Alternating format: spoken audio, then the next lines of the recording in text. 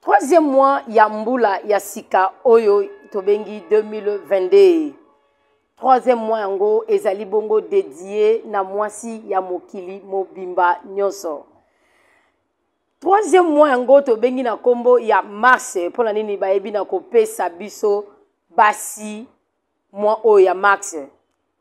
Baike ezali lolenge ya kokota mbala moko na bisika nyonso boza kozwa biso bino ba ya internet. Bino baye boko landaka biso na Dondia TV, bino baye boko landaka biso na Magic TV, bino baye boko landaka biso pe na chaîne na biso YouTube oyo tobengi Baimboka TV. Tolobi bo s'abonner déjà ebele pour être bo zanga ata numéro mon côté ya oyo toyaka na ngolo kola information et pas na bino tolobaka ete biso toyaka pona kozo babino te bayi Congo. Toyaka na masolo ya complaisance était masolo ya flatterie te masolo ya kotia pe pilipili ya kobaka pe mundongo toyaka na masolo ya kotalisa bayi Congo nini oyo ekolekaka na ngumba kitoko tobengi RDC bayi ile balanga ntembo babengi yango eloko ya makasi limeme na bino nyonso bayi nyonso bozwami deja na ngonga oyo pona kolanda biso bayimboka tolobaka ete biso to meme ya kabino kaka makasi parce que boza vraiment ya motuya tika to tonda nzambe oyo pasali ete to mona na bino mokolo ya lelo li susu poto yeba na kofungola liboke bongo ya masolo baimboka tolobi toza na mois de mars mois dédié à la femme du monde entier baimboka mingi bakanisaka surtout na engumba Congo que mois de mars eza mois oyo kaka esengeli tolata maputa topé le 8 mars de sengeli tolata kaka maputa est-ce que yango to yango te siko tokoloba baye bazana bamboka miso balata ka maputa te bango siko esengeli balata nini to boite eza malamu kotalisa kena za mwasi funolata maputa mais oyo eza vraiment ya motuya esengeli to simba ezali moral esengeli moto vanda na moi oyo ya mars et tant que mwasi nyonso to ebana ko tuna boni nzambe akela biso basi boni nzambe akela ngai moimboka dodomu sa otumba réussite Esther moto ezopela mwasi nde na kovanda na tali par na ngai na mokili eza nini par na ngai pe na Congo ezali nini par na nga na société ezali nini lolenge nini nakoko se comporter lolenge nini nakoko zala lolenge nini nakoko tambola toko définir ngo mwa muke bongo mais bokozwa masolo yango vraiment kaka na kati ya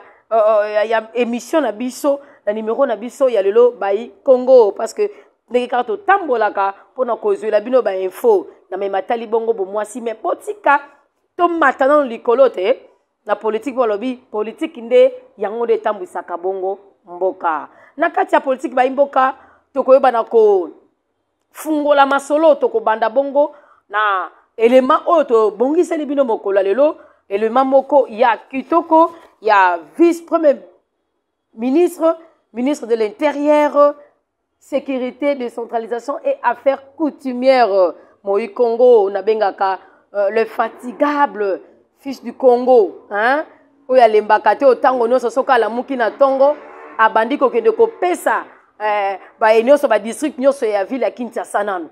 abandi na Tyangu akei na Lukunga akei na Funa akei na Moamba pona kopesa baenyoso kuna mbote pe koyeba lolenge nini ke bolamuki parce que yende territorial était yende intérieur était ay ba pe sécurité eza malamu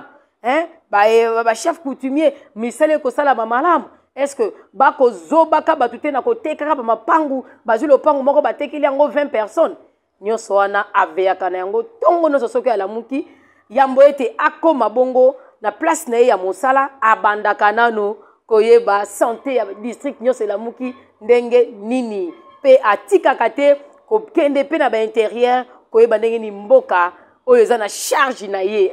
aza na charge ya Congo ndenge ni ekotambolaka bokozwa élément oyo ya lolenge yabaki na kozwa part mercredi et l'équipe kuna le 2 mars na Pullman Hotel la cérémonie d'au revoir ko lakate ne balu ko lakate quand on va au revoir ba e Congo bozo comprend déjà ko lakanani ko lakabongo maman Lise Kapam Alwa awa voilà azali bongo présent azali donc présentante il y a au commissariat il y a Nations Unies pour na ba réfugiés il y a nation pour na ba réfugiés voilà voilà donc beaucoup zango na beaucoup se ba bengi yango a sœur donc yende abande ko tambuse yango mais to bien été ba tango na ye to pe mandat na ye e baki na bongo ko sila et sengela ki mokonzi à intérieur la tête de l'intérieur Daniel Aselokito Wakoy ay ba bongo kende ko la kayete ko même yayet nde balobi moto yaza bien éduqué ata lobi akomi mokonzi pour comprendre était oyazaka ka vraiment bien éduqué na bisaleli na ye ba comportement na ye lo lengene akomemi ya batu ezotalisa ete moto aza vraiment bien éduqué mais oyo pe aza mal éduqué boko yeba kaka ta komi mokonzi ke oyo vraiment aza mal éduqué to yebi ba misu ba finga batu ba finga na ba bêtise mokonzi bokama bofungoli misu bofu mato elinge pasuka bi mais kaka yenda bimisi malobo na monoko na ye mboka tika natika bilolo nubo landana nini oyo elekaki kuna na Pullman Hotel elongo na moto oyo aza na charge ya Congo le territorial l'intérieur le fatigable fils du Congo le maître Daniel Aselokito Wakoy tokeno na élément elongo na Glody Lutumba netoyo bana kozonga poto bana kokoba tolobi moto ezopela limemia.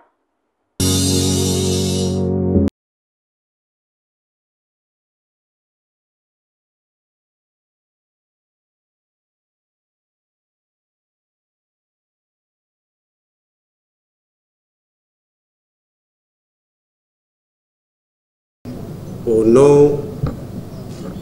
du gouvernement de la République démocratique du Congo et à celui du ministère de l'Intérieur, Sécurité, Décentralisation et Affaires coutumières, j'ai l'honneur de prendre la parole en cette circonstance. Circonstance autour de laquelle nombreuses personnes sont passées ici pour exprimer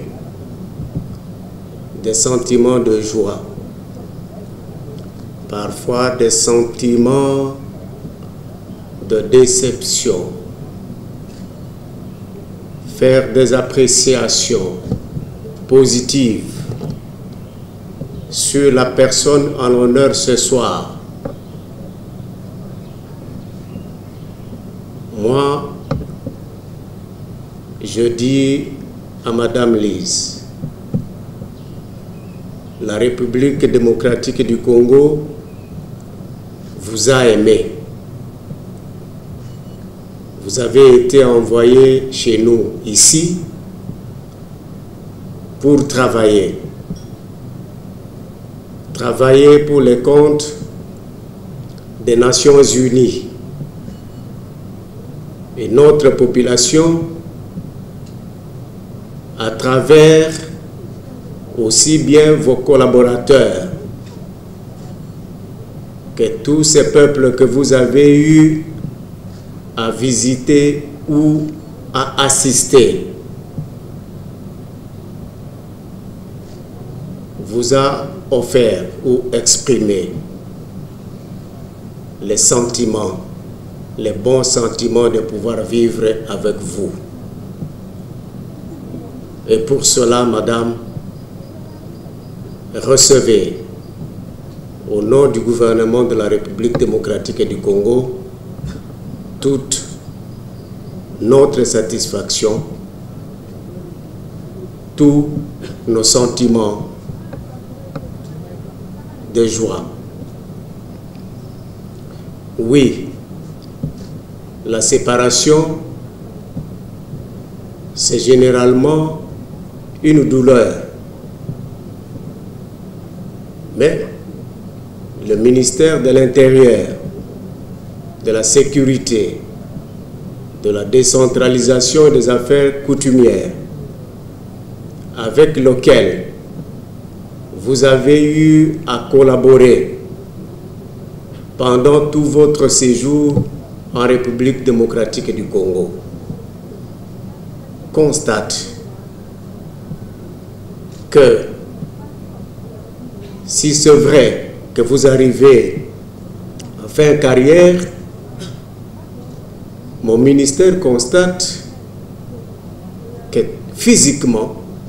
vous vous portez encore très forte.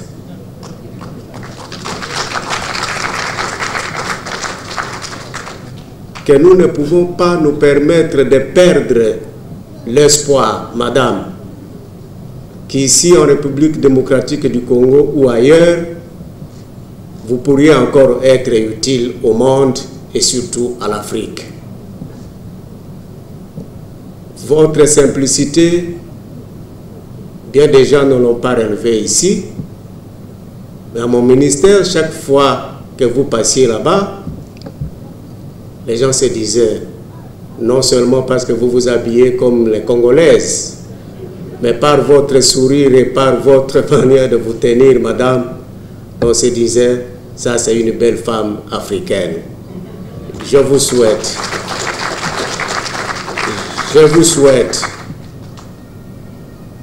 au revoir, tout simplement,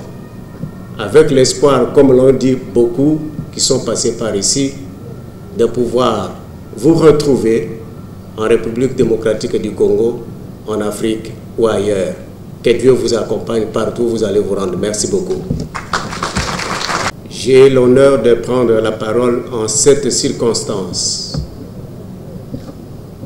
Circonstance autour de laquelle nombreuses personnes sont passées ici pour exprimer des sentiments de joie,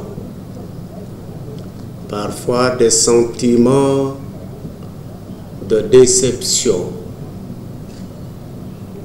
faire des appréciations positives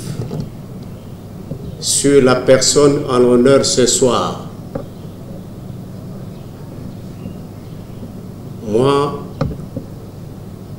je dis à Madame Lise, la République démocratique du Congo vous a aimé. Vous avez été envoyé chez nous, ici, pour travailler. Travailler pour les comptes des Nations Unies. Et notre population, à travers aussi bien vos collaborateurs que tous ces peuples que vous avez eu à visiter ou à assister, vous a offert ou exprimé les sentiments, les bons sentiments de pouvoir vivre avec vous. Et pour cela, Madame, recevez, au nom du gouvernement de la République démocratique du Congo, toute notre satisfaction, tous nos sentiments de joie. Je vous souhaite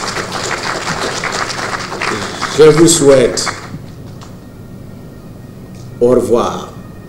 tout simplement, avec l'espoir, comme l'ont dit beaucoup qui sont passés par ici, de pouvoir vous retrouver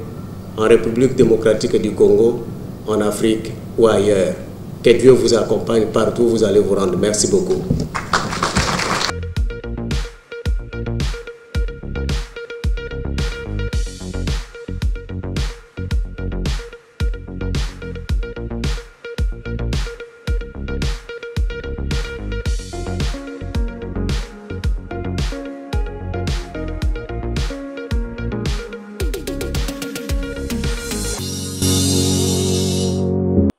Bayi Congo, Bauti Kolanda, Binomoko Bolandi vraiment na bokebi pe ba détail no sezala ki wana bolandi lolenge ni pe ayebaki na kopesa message ye moko mokonzi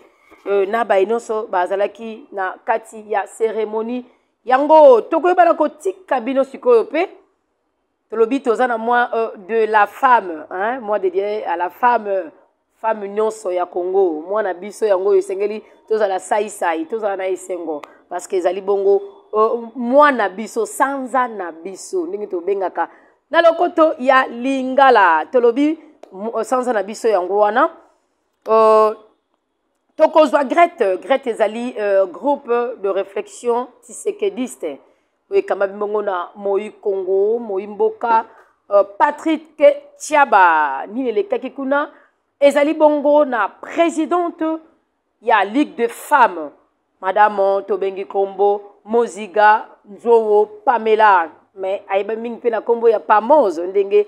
baye ba base na ye vraiment babenga kaye baye ya kati Pamoze ayeba ki na ko organiser milulu monene mokolo ya lobby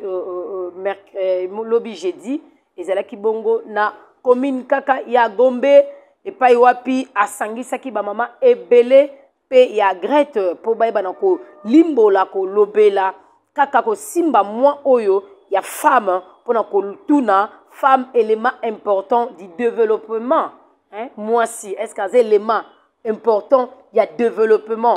hein bokolanda ye moko ndenge a maniola ki yango ndenge afungola ki n'est-ce pas liboke ya ma solo yango baimboka tosala nini totika bino kaka bino moko botala tolobi biso tolobaka makambo avec de preuves tobetaka masolo ya simanda kute mais masolo oyo ekomonanaka ekopesaka solo kitoko oyo bakana kotonga bongo nzoto ngana lobi limemia te anatana nazomela mai bozwa petan bolanda nanu elema wana elongo na madame Pamoze madame Pamoze Moziga Nzowo Pamela donc totiki bolanda pe bosimba ete bauti konomeye sika étant que présidente il y a Ligue de jeunes et Ligue de femmes il y a Grete et tolobi groupe de réflexion tisekediste na beaucoup c'est Grete ye bauti konomeye na konome mbala moko ba action et bandi vous comprendre que moto alobi elobi nango ye moko ke kisalume banda donc mujimu abangi hein le travail commence tokota elaka wana ezali avant nguna no pesa no baimboka ko simba pa lobi ete eza événement kaka moko to ko salema na mbunu na moi oyo mais ba événement eza ebele ba activité ba ko sala kaka pona ko tombola moi ko expliquer ko fungola mémoire ya basi ebele ba yebaka te tina nini tokelama basi par na biso importance na biso contribution na biso ezala kande nini baimboka bolanda elongo kaka na Glody Lutumba de tozo zonga napena melata na maya tama mukete limemia tozo koba bouti kolanda bongo elema yango baimboka tika tobe mabino pe mwa mokete elema mususu pona kosukisa hein elema mususu pona kosukisa tolobi bokozwa baya changu idepes tiangu ba oyo ba bengana pe ba kanga ba rebelle na maboko bozan lisolo ya tiangu ba vraiment o bazala ki mabilombe ya titi toujours na sima ya titi pona kotalisa ke bango balembaka te bango baza ba soda ya mpiko tiangu na sima ya kokende to pe lolenge idepes e bengana ki président na bango Jean-Marc Kabund balobaki nanu te mais bazalaki ba o wapi babande déjà ko déplorer ba comportement ya Jean-Marc Kabund mais na sima na ye bayebaki na kofungola monoko mpona koloba kopesa badirective na parti na directoire ya parti na bango tozalaki na bango mpona kozwela bino bilili to kotalisa bino nini oyo ekolekaka bango wana bolanda nanu bango boyoka mpe bazalaki bongo assisté na une personne oyo aza vraiment motuya makasi moko ya baconseiller ya Sphinx ya docteur Etienne Tshisekedi wa Mulumba na kombo ya maître Pole azalaki pe na bango mitolobi ezali fédération ya Tchangu section Kimbatseke ndesika mililu yango ezalaki matinée politique oyo ya minene lobamaki na kati wana bayi Kongo bolanda nanu nde tokoyebana ko zonga pona to koba na bino limemia toujours. On m'appelle Mozi Ganzo, Pamela Joséphine, mais beaucoup plus je suis connue au nom de Pamoz. C'est le nom que j'aime qu'on m'appelle comme ça. Donc Pamoz. Comme vous venez de dire, je suis présidente nationale de la Ligue de femmes du GRET. GRET, ça veut dire groupe de réflexion d'élite tshisekédiste. Nous sommes une structure au sein de l'UDPS. Et là, nous sommes là pour promouvoir les idéaux d'Étienne Tshisekedi wa Mulumba. J'aime toujours, quand je suis dans mes émissions, commencer toujours par là, dire que nous ne sommes pas des fascistes, mais nous sommes des tshisekédistes. Pourquoi le dire? Parce qu'il y a une différence. GRET est créé depuis 2013 en tant que structure au sein de l'UDPS. Nous ne sommes pas venus uniquement à l'avènement de Fachi président. C'est pourquoi nous voulons toujours faire cette différence-là. Et dans GRET, nous avons plusieurs intelligences. Comme vous voyez, derrière moi, il y a plusieurs femmes. Il y a des femmes médecins, il y a des femmes avocats, il y a des femmes journalistes, des femmes entrepreneurs. Donc c'est une structure basée beaucoup plus sur la réflexion. Donc c'est ça notre socle, c'est ça vraiment notre base, comme j'aime le dire. Et de là, j'avais commencé dans GRET, d'abord comme deuxième vice-présidente de la Ligue de femmes, ça date déjà de longtemps. Et après mon parcours dans GRET, je suis devenue porte-parole. Là, j'ai fait, je crois, une année et quelques mois comme porte-parole du GRET. Maintenant, il y a 10 jours que je viens d'être nommée présidente de la Ligue nationale de femmes. Ah, wow, c'est pourquoi, je n'ai pas voulu garder cette occasion pour moi-même. J'ai profité de cette occasion, partager avec mes camarades mamans, les Grétoises qui sont là derrière moi. Commencer déjà le mois des femmes, le mois de mars, le mois de la femme, parce que c'est notre mois. Là où nous allons beaucoup plus parler, nous avons montré nos actions, nous allons démontrer de quoi nous sommes capables. C'est pourquoi, comme vous avez dit si haut, je fais partie aussi du caucus de femmes leaders. C'est aussi une structure, mais c'est apolitique. Hein. Caucus de femmes leaders, c'est apolitique. C'est un regroupement de femmes, entrepreneurs, commerçantes. C'est vraiment une grande structure aussi. Et là, je suis secrétaire nationale adjointe. Mais je ne voulais pas parler de caucus de femmes leaders, ni de BNT, comme vous venez de dire. BNT, c'est une ONG. Banabala Lanzalate. Là, c'est beaucoup plus pour promouvoir le PME. Les PME, les petits, si je peux dire, de petits commerçants, parce que souvent, et les mamans maraîchères aussi, souvent, elles sont abandonnées à eux-mêmes, elles ne savent pas comment faire. Peut-être pour ne fût-ce que 50 000 francs peut faire quelque chose, mais la plupart des mamans ne savent pas comment entreprendre quelque chose. Et BNT est là pour subvenir aux besoins de ces mamans-là qui ont besoin d'entreprendre quelque chose et pour sauver la vie de la famille. Parlons de l'autonomisation de la femme. Moi, je dis, c'est comme si c'est le centre de toute activité. C'est le centre de toute activité que chacune de nous, en tant que femme, peut déjà commencer à penser. Quand nous parlons de l'autonomisation de la femme, il y a des années précédentes, on avait parlé de ça comme de notre thème. Hein. Surtout nous ici en République démocratique du Congo, on a beaucoup plus parlé de ce thème-là. Parlons de l'autonomisation de la femme. Mais nous continuons toujours à en parler jusqu'à présent. Ça veut dire que nous avons encore un grand travail à le faire. Mais comme on avait dit dans notre thème, élément important du développement, donc ça veut dire qu'ici en République démocratique du Congo, nous avons besoin de cette autonomisation de la femme. Je vais commencer par exemple, bon, je sais pas comme vous avez dit, j'ai beaucoup de casquettes. Je me demande si je veux parler politiquement, si je veux parler... Non, vous parlez au nom de la femme. Ok, merci beaucoup madame. Au nom de la femme, moi je dirais que on doit d'abord commencer par le thème national. Si on peut prendre un mot, nous parlons beaucoup plus sur l'égalité. On ne peut pas parler de l'autonomisation de la femme si nous ne parlons pas de l'égalité. Si nous voulons parler de l'égalité, nous devons commencer d'abord dans nos familles. Parce que dans nos familles, c'est là que l'enfant, homme et femme, nous naissons d'abord dans une famille. Et c'est de là que nous devons commencer à avoir la chance de développer ce qui est en nous. L'autonomisation, souvent quand nous le disons, nous voyons peut-être que Bana, il faut, comme ministre, comme nini, c'est d'abord l'indépendance intellectuelle. Moi, je me dis toujours l'autonomisation de la femme, je vois ça directement, indépendance intellectuelle de la femme. Alors la femme ne peut pas rester dépendante de la famille. La femme ne peut pas rester dépendante de son homme si elle est mariée. Mais la femme doit toujours faire quelque chose. La femme doit s'épanouir. Elle doit se faire connaître elle-même, ce qu'elle est, ce qu'elle peut faire, comment elle peut contribuer pour qu'également il y ait développement, comme nous le disons dans notre thème. Si la femme ne se connaît pas, si la femme ne sait pas ce qu'elle est, si la femme ne connaît pas ses potentialités qu'elle a en elle, comment est-ce que nous pouvons développer les pays? Comment est-ce que nous pouvons parler du développement? C'est le grand travail que j'avais dit. Nous devons commencer d'abord dans nos familles, l'éducation de base. Donc aux parents de donner la chance aux hommes et aux femmes, en tant que garçons et filles, cette chance-là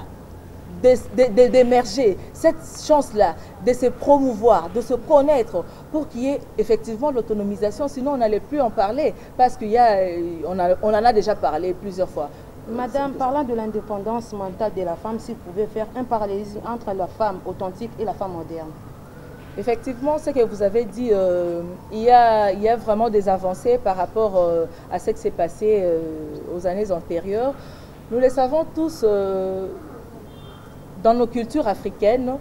quand on parlait de la femme, on voyait que c'était beaucoup plus pour le travail de la maison, si je peux dire ça. Je ne m'arrête pas que aux travaux ménagers, mais je me dis domicile, parce que l'éducation de l'enfant, l'éducation de la famille reposait beaucoup plus entre les mains de la femme. Mais plus encore, quand on parlait de la gestion de choses publiques, c'était beaucoup plus réservé aux hommes. C'est ça même d'ailleurs le pas que nous faisons pour parler de l'autonomisation de la femme sur le plan politique. Parce que la femme se veut être indépendante mentalement, de savoir que moi aussi je peux gérer. Je peux gérer la chose publique. Je peux faire quelque chose à la nation. Donc c'est un peu ça la différence. Avant, la femme restait à la maison. Et maintenant, là, nous tous, nous sommes là. Nous disons que moi aussi, je peux apporter quelque chose. Moi aussi, je peux faire quelque chose pour la nation. Moi aussi, je peux faire quelque chose pour mon pays. Voilà une petite différence que je peux faire parce qu'on a passé beaucoup de temps. Moi, si topé maman, azali penza élément, topé elembo, topé loko ya motuya makasi na makambo etali développement, na makambo etali mbongwana ya mboka. Tembete biso ba mama tosangani awe ebele. Soki ezalaki boye tende mbala mosusu tozolamba bafufu na ndako. Soki ezalaki boye te mbala mosusu tokoka kosala pe misala mosusu. Mais soki omoni liboke ya ba mama tosangani awa, tosangani mpona kolakisa, kopesa pe makanisi na biso kolobake mwasi aza na motuya monene. Pona mboka na biso etambola. Mwasi aza na motuya monene pona mboka na biso etambola. Kotala talo lenge tobikaka na bandako. Soki tolobi tozwa ata société na biso a. Toloko biso toza na mboka Kinshasa awa nde tozo vivre. Soki kotala komona mama nde penza siku atelemi. Miko eleka nde toyebaka soki papa ayeba na bazo yamba papa ayenza lesili papa ayenza lesili. Mais na siko nde koma soki mama nanu ayete bana baza mawa. Papa yebike mama tango akoya na chasser. Mama tango akoya yende mutu akoya mama aoyeba pasi ya bana mama kokipe mama okipe bo. Tokoki te kozangisa koloba te mama azali moto penza ya motuya. O aza komema développement. Mama komema développement na makambo boni. Akomema développement pe na ndenge nini. Lokola nanu nzambe akela biso mama, nzambe apesi biso makambo ebele otoza nango na kati o mbala msusu lokola ba papa baza nango te naza contre ba papa te mais tozaka pe na mwa boko biloko na biso moko ba mama nde toza nango. Koloba likambo tali mbala msusu générosité. Mama ayebi kopesa, ayebi kokaba na motema moko sans calcul. Pe mama azali moto azalaka soki alingi eloko akolingala monoko kaka te aloba na mutu kata kolingana na motema na ye. yango wana tokoloba soki mama akanisi kosala eloko moko to mosusu mama akokokisa eloko wana akokokisa eloko wana mpona nini akotia na motema na ye te nalingi nasala eloko boye mpona bolamu mbala mosusu ya ndako nalingi nasala eloko boye mpona bolamu ya ekolo nalingi nasala eloko boye mpona bolamu ya environnement na ngai esika na ngai na vandi tembete biso ba mama moni biso ba mama ya Grete toye awa biso pe tosanganaka topesaka makanisi na biso lolenge ni tokoki kotombola mboka na biso totiki bandako na biso totiki mabota na biso metolobi toyokani biso tokosangana lokola Ligue de femmes pour que to défendre ba valeur ko défendre ba valeur eza lokola ba valeur eza justice toyebi ke mokili na biso ezaka biso na Congo te mais ezala biso ezala mboka ba injustice eza makasi mais maman soki atelemi aloba te amatisa mongongo te bato bayoka ete moye likambo wana pe sila ekozala te soki tozala makoki ya koloba ke nzambe ayokaka mongongo ya bamama nde tolobaka nzambe ayokaka mongongo ya bamama soki mama abeleli nzambe ayokaka mpona koloba ke mama ntango amipesaka mama omipesa na motema aosala yango na monoko kaka te kasi azosala yango mpenza na motema na ye mobimba donc aza na makoki oyo esengeli mpo ke abongola makani me mpasi na biso eutaka wapi mpasi na biso eutaka ntango mama amiyebi te mpasi na biso eutaka ntango mama avandi na ye na ndako azomimona lokwa aza na eloko akopesa te azomona lokwa aza na eloko akosala te nde mpasi na biso eutaka esika wana nzoka nde nzambe oyo akeli biso atie kati ya mama moko na moko na moko makanisi atie kati na mama moko na moko bakapasité bapotentiel oyo ezake mama wana soki atelemi amiyebi akoki mpe kosala makambo pour ke mboka na biso ebongwana pour que to connaître pe développement ya solo o mboka na biso eza koluka nde mosala biso tosalaka na Grete moto na domaine na ye nde na ute ko bisa bino tozala ba mama médecin bazali awa tozala ba teki bazali awa tozala ba mama maraîchère bazali awa tozala ba avocate bazali awa tant toza ko sangana biso banso elongo eza poto sangisa makanisi kotala lolenge ni tokoki kokoma biso facteur ya développement pona mboka na biso soki na lobi na benda dra na tirer dra mopanzi na biso ba mama na koluka na bi mama libande ya makambo tozo égalité biso moko tozolo ba makambo ngo égalité mais soko lobi pesa pesa su mopanzi makasi pona biso ba mama bala biso ba papa pe kuna ba ko déclarer mais na kolingana lo ba boye particularité à moi c'est ça la femme reste femme yango na lina lo ba particularité à moi si liboso ezali nde na uti ko yebisa bino awa makoki o nzamba atie kati na biso pona nde moto akoma ayeba makoki o nzamba atie kati na esengeli amiyeba yango na banda ko bandi bande ezali kambo d'abord ya éducation éducation tozozwa éducation eza o tozozwa d'abord na base na ba mabota na biso bisika to uti éducation na cursus scolaire to pe universitaire ya moto lelenga asali pour apprendre makambo asengeli koyeba bolimbisi momuki merci beaucoup to fongwa matamu momuki ba mama olobi éducation famille na famille za ndenge éduquera bana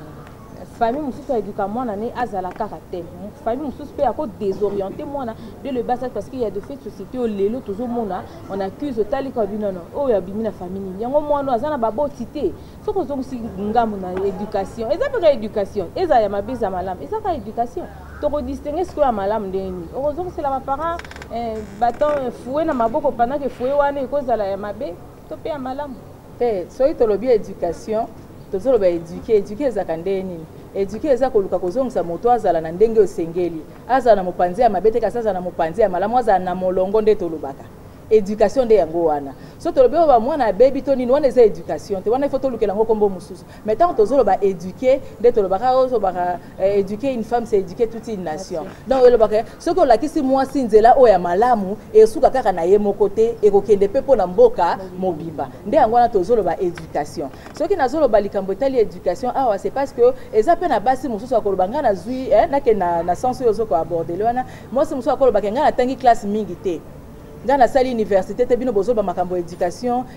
universitaire ainsi de suite ngana sali classe makasi te ngana tangi classe malamu te comment je peux contribuer na développement ya mboka maman ana komi tout na question par exemple mais so biso to ko sunga to koloba yango tozo ba éducation d'abord nde to loba ki on eza moi si amiyeba éducation pas dans le sens karaïke moi si baye ko lisaye malamu to patanga mingi mais moi si amiyeba amiyeba oyo ya azali yango somona na ba centre belé to pe biso na Grete toza na ba séance osaka même ba séance na ba télé ya formation de sorte que mba mususu mama azwaki makoki te ya koyekola ba classe milai na libota azu makasa kosaba metango aye kati na biso na ba formation toza kopesa mama mba mususu akoko yekola pe kosala mosala moko boye oyo kosala kaka koma pe utile na société maman ayekoli maman apprendre donc éducation nazo ke nango d'un sens général to suka kaka na éducation to yekola kana ndako papa na maman abisité malingi mwana nga suka 18h sala na ndako te mais na formation pour que mutu a se découvrir. C'est ça aussi le problème que tous maman limbisanga pardon na bi boza maloba mingi bo limbisanga parce que ezali kamba motuya ezali kambo tozo kutana nango na bisika nyoso to tozo kende au moins mbala mususu maman asana liloba akoloba mais ko koloba te parce que ayebi koloba français te ba tutanga ba fana lisanga ba monye lokwa maman na za zoba nzoka nde maman na za zoba te azana difficulté ya langue mais azana mayele mbala mususu to pesie makambo azana ngo kati na ya bimisela biso na monoko oya ko koloba ekozala makambo malamu mingi mais kita biso mena pe otoza ko kamba ba mama kotia bango na ba cadre o esengeli yango na zoloba éducation ezala na niveau ya mabota kotia bana basi to mibali na égalité kopesa bango chance wana mutonyo surtout ami yeba ami reconnaître pour que azala utile tant on peut to komi na société na bisika na biso ya musala to mona ka ba injustice belé et salamaka au moins ba musu bo sala musala bino nyonso ba papa kaka nde mabota na bango ezwa soins de santé mais ba maman ba ozwa soins de santé te balobio po baza déjà na mibali na bango ça fait déjà injustice oh biso pe ba maman to sengaka likambo ya droit wana salama la même chose na niveau ya ba salaire au moins pe maman oh côté besoin ba entreprise mususu basi bazwaka na moi c'est mibali bazwaka moi likolo biloko nyonso nde tozo boya mais pona moi c'est ami besengeli po ayeba biloko nyonso ne sengeli ami yeba. Donc, dès que vous avez l'éducation, vous avez monene, il y a classe kakateme, ata ya evangélie, bisika biso, o toza kozwana. Madame Pamela, défenseur de valeurs féminines, quelles sont les actions que votre structure a déjà menées sur terrain? Merci beaucoup. Ici, je parle du GRET, hein. Ici, je parle du groupe de réflexion des Tshisekidistes. Nous sommes politiques. Comme je vous ai dit, nous sommes une structure au sein de l'UDPS. Si nous pouvons mener des actions, c'est peut-être des actions politiques. En tant que femmes, nous menons des actions de sensibilisation. Des sensibilisations telles que l'année passée, nous avons eu à travailler sur des ateliers, des formations, des réseautages, de parler du leadership féminin dans l'espace politique. Comment moi, si à Koki qu'on s'est découvert, parce que tous mon quota, il y a basi na makambetali politique, tous zonga kaka sima. Biso a toujours félicité chef de l'État parce que to moni mikolo ute koleka awa basi pena tozaki na moi c'est mais ko banda président na biso Félix Antoine Tshisekedi Tshilombo akomi mokonzi ya mboka tozo mona biso basi tozo esika na biso penza to komi vraiment komi mona parce que to moni tozo pe siko mokonzi oyo azotia biso ka soko tali na gouvernement siko to komi na 27% mais alors qu'il y a 10 ans to komaki nano na to wana te soko tali na ba bureau na biso ya ba institution na biso soko tali ata na Sénat otali na Assemblée nationale au mona ke basi baza na bureau voire même na cabinet à président dire kabana yaza mwana mwasi ko lakisa ke président na biso Félix Antoine Tshisekedi Tshilombo a wakili sunaye pa basi parce que ayebi nini o mwasi aza nango pe makoki nini mwasi akoki ko sala pour que mboka na biso oyo etambola tina wana biso na GRET so sala ka beaucoup plus ba sensibilisation lokola toye émission wa nde to sola na bino bato bakolanda biso si baza pe sensibiliser ba bakanisa neti politique ezaka pona mibali mais tant bakomona bandeko basi bavandi ebelebu bango nyonso basalaka politique bango nyonso balobaka pona makambo etali ekolo ko défendre ba valeur o to sengeli nango pona mboka na biso ko loba pona makambo etali ko matsa mongongo na biso na makambo etali ba droit de la femme bango pe bazana ndako bakomona pe za sensibilisation bango pe bakoya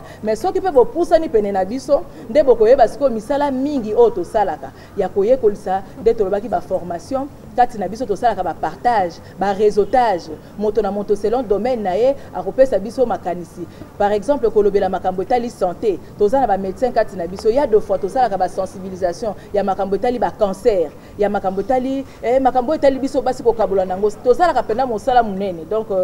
tozana large espace auto kabola kamakanisi justement pour na kolakisa lolenge contribution na biso pour que mboka na biso kende biso structure na biso GRET to soki kaka na Kinshasa te tembete na ba mama omoni baza na simalanga ba uti bisiko tangi wana bazali ba mama changu bozawa so bozali botombola nanu maboko ba mama changu bazali wana donc tembete ba uti Kinkole, bauti Kimbanseke, bauti Mupanzi okuno lobi. Lukunga bazali, Funa bazali, Mwamba pe bazali. Wana eza biso atoza na Kinshasa. Mais biso GRET tosuki kaka awa na Kinshasa te. GRET toza na 22 provinces. Donc totikali kaka na ba province minei poto kanga République démocratique du Congo mobimba. Pe action na biso esuka kaka awa na Congo te. Toza na 6 fédérations libanda ya mboka. o pe ligue des femmes ezali mosala o tozo sala awa na Kinshasa eza relayé na ba fédération na biso nyonso to ezala o eza na kati ya mboka na o eza libanda pona te biso banso tozala makanisi moko biso banso tozala liloba moko pourtant bokoka grete lobi boye elinko lobake na ba o baza kuna bandundu bango pe basai nini ba lobi boye ata etando iki ezali kuna te bakokoma kaka to solo laka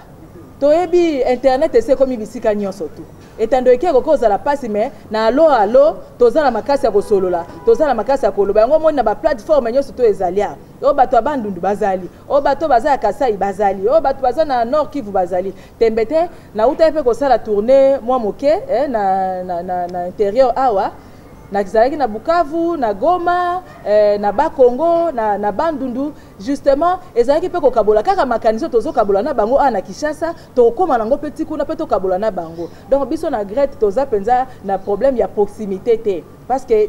tozo sala awa yango pe koma au moins maima so tozo loba mbala msusu ndeko tozo loba toza pe na moko na biso tozo sala pe direct na bao baza musika bango pe bazotala yango mbala moko bazoyeba makanisi nini biso tozo kabola na sika soki na koko tanga ta banguna mibale o ezopesa biso pasi monguna liboso eza biso moko kasi yango na lobi complexe monguna biso moko eza complexe lolengo lobi wana mwasi azobanga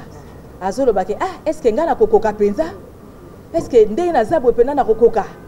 komelaka biso nyonso tu bapesi yo poste bapesi yo musala osala mais na yo moko okomi omimona déjà musala ba pesi ngeza musala makasi mba mususu est-ce que na kokoka nde yango wana biso tolobaka tokoki kozonga sima te pe tokotika nde biso tolobaka bongo tokoki kozonga sima te pe tokotika te donc tant tokotika te elingi lobake eloko nyonso kokoma liboso na biso soki nzambe apesi biso makoki po tosi tomiyebi otoza nango pe na makoki otoza nango tokotika te tokokende liboso oyanoli penza na mutuna nanga lolenge esengeli nazokende mama nalina tangelo banguna te kani esengeli kobunda po na munguna wana oyo atelemeli biso yango nazokende monguna liboso nalobaki eza nano yo biso moko basi complexe wana ya kobanga koloba nasi natangi banguna ebele nalobaki ba complexe ya langue complexe ya apparence complexe ya étude wana nyonso to neza banguna ezotungisa biso mais soki tokoki kosala eloko tokoki kosala pour que ni ezala mwasi amiyeba oyo azali nango kati na ye oyo akoki kosala mpona bato nde yango kaka so inga nayebi ke nakoki koyambama na émission naloba ngai oyo na ye te mba mosusu navanda na ndako nalambela bana kuna okalobanga nakoka te ok baimboka bolandi nasepeli mais tokomi kokoma vraiment na suka te tolobaka nalobaka ntango nyonso ye te nini yango mpe esilaka te moma bana tobandai koloba tolobaka ase koloba totika mpe tokoyende mpe na makambo misusu te tokomi vraiment na suka mais tokosilisa te sans pour autant tolobela oyo kocirculaka nde tolobaka tosimbaka eloko élément oyo eza chaud na Kinshasa beaucoup plus nini eza chaud na Kinshasa balobi ete le gouverneur de la ville de Kinshasa Gentini Ngobila Mbaka baimboka babengi ngebele batuninga babite musa ola koleka na télévision la koleka na émission na moimboka dodo musa otumba réussite Esther moto ezopela pelisa la biso non moto na dossier oyo bango ne batininga babina pelisa moto na dossier oyo balingi baye batina nini vraiment yo bengeleli nde mama wana lobi obengi ye to obengi oyo baye na ye wana tina nini yo bengeli bango pona nini kokotisa kombo ya Kini Bopeto eloko eza déshonoré en quelque sorte ba mama ya Kinshasa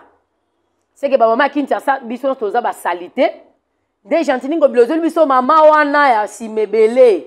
aya poenda aza propre c'est que bato ya simebele bazalaka propre biso toza lokola ba repassango na faire makala mukie c'est que toza kana biso ba salité toloba nini moto yango baimboka babena tuno balobi omelaka nini balingi bayebeloko oyo omelaka Gentini Ngobila Mbaka ngate na yaka kopesa sango koloba oyo baimboka balobaka ngate balobi omelaka nini gouverneur de la ville de Kinshasa omelaka nini Gentini Ngobila Mbaka mbongo wana faire déplacer bango po baya Kinshasa aw boni to lukaki ba mama o pe ebele ya bien pe toza ba artiste na biso pe bazé belé ba star pe ya ba réseaux sociaux baza pe belé na Congo na biso awa boni pete ozwaki opesi bango pe mbongo wana keno boya bosala pe campagne ya sensibilisation ya kin propre soki kin bopeto mboka za maka misusu oyo so tongi toloba mingi ya bamisusu bamiso ekotela bango apo toko yaya pekisi lodi namoni kata po soko ozotikanga kaka nazokontinue boye na koloba mpo nalobaka maloba esila te ezali ya koloba eza ebele me ngongo ezosala mpe mwa defo kamne tozalaka na ebandeli mpe suka te totondi bino nyonso koyeba ete bozalaki vraiment ebele totondi Hélène Mwaka totondi bino nyonso Jeanne Punga totondi Feli Lubanda totondi bino nyonso koyeba ete boza bayike bozalaka ba owapi boyebaka na bozalaka ba owapi boyebaka na kokoba kaka kosala biso vraiment confiance mpe tolobi tozozelaka bapréoccupation basuggestion baconseil na bino bomoni nga napesaka bino matoi nalobaka nazali matoi ya bayi mboka naza miso ya bayi Congo mboka tokoba moko abenga bime yo ozala boye ndene molimo ya moko obimi te nalimoa te nazali c'est-à-dire que ntango ozokanisanga na mutu c'est-à-dire que nazali bokobaka kosala biso confiance tozokobaka kosala bino mosala mpo moto ezopela bosabone bosabone belé bosoutenir œuvre mpo tozana mpona kosala bino kaka mosala tolobi esika kosukoso toyeba kosukoso eza ya nini ya corona to ya kongolo limemia na bino botikala vraiment kitoko biso tosala nini tokozongela bino kaka mpo toyeba na kobeta lisusu masolo oyo koyeba na koya topesi mbote na baye nyonso ya ministère intérieur tobosani pete le DIRCAB ya ministère intérieur Moi Congo le fils politique tokobakisa pe biologique ya France le père de la démocratie congolaise Etienne Tshisekedi wa Mulumba limemia tomemi pe ba ministre nyonso bosala mosala kitoko ndakisa le VPM ministre de l'Intérieur, Sécurité, Décentralisation et Affaires coutumières, Maître Daniel Asselokito Wakoy, l'Imemia l'infatigable, fils du Congo, l'Imemia Nayo Yangwana, le directeur, Stanislas Godefroy, lui DIRCAB, charismatique, l'Imemia Nayo Yangwana, Tobo Sanipete, boze belé ba ministre bosala msa toza ko même ya bino ndakisama mukie Yves Mbukulu pe lisusu Yves Mbukulu ministre ya jeunesse donc li même ya na yo yangwana to bosani pete ministre ya finance Nicolas Kazadi li même ya to bosani pete Didier Boudimbu li même ya na yo poni pete ya agriculture Mirianzi li même ya na yo en tout cas natanka ba wana yate so na tangi ote alobi senga na sala musala bien tete ba wana nde kombe matai makasike jusque là ba osa musala sala emuna tangi no bango soki omoni ke no yo sala ka bien o bengi biso numéro yango na za marqué na téléphone na yo ba bokoza so na YouTube na nini na petit écran na yo ba bokoza biso na ba télévision na ba etando eke tolobi bonne fête ya basi na biso nyonso ya Congo botikala malamu biso tozokoba se koba.